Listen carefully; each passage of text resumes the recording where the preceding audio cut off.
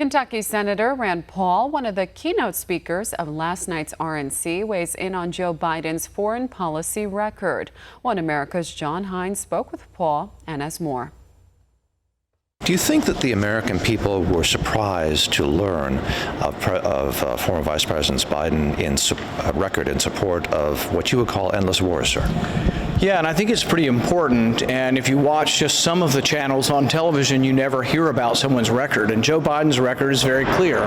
He was for the Iraq War. I think in some ways really hasn't fully understand what the major problem of the Iraq War was. Every time we've gone into the Middle East and we've toppled a government, even bad people, Saddam Hussein was a bad person, but what it did is it created a power vacuum, it created chaos, it made Iran stronger. So it tipped the balance of power.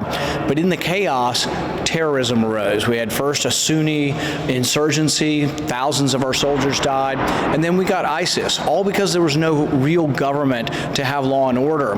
Same thing with Libya. So Joe Biden was vice president under President Obama. They bombed Libya until Gaddafi was killed and rousted from power.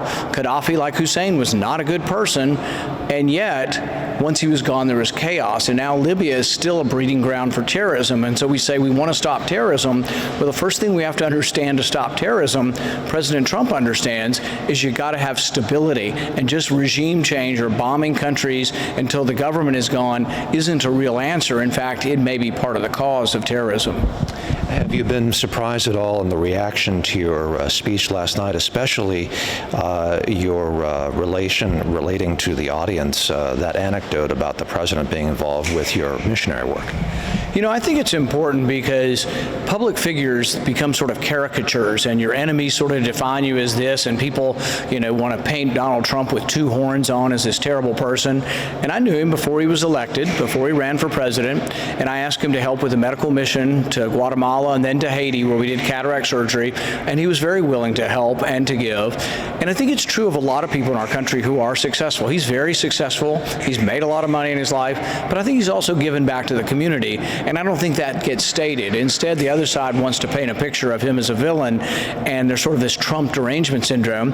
But he was a generous person to help in these medical mission trips, and it was an amazing thing that happened. We were able to remove the cataracts, and these were cataracts that cause blindness. In our country, you get your surgery done when you have a mild bit of cataract. In those countries, you're completely blind. So many of the patients were led in by family members or carried in because they couldn't see where to go, and many of them could see almost within the first day, could see again, and it was something to see the look on their face, as the patches were taken off. So what do you think are your expectations for the remainder of the Republican National Convention?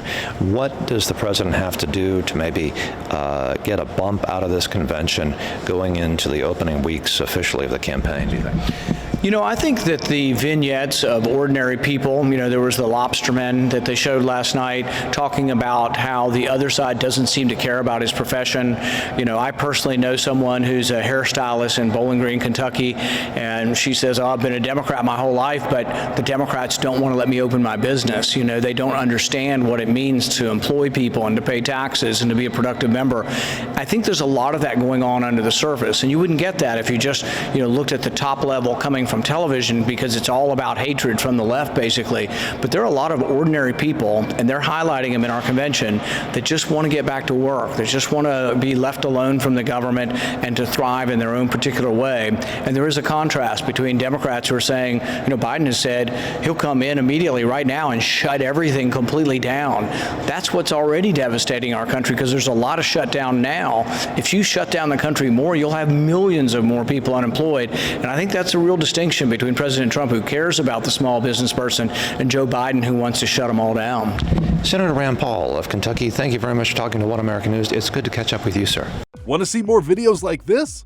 Click on the link below and subscribe to One American News on YouTube, and call your cable provider and kindly demand that One American News is added to your lineup. Call and subscribe today.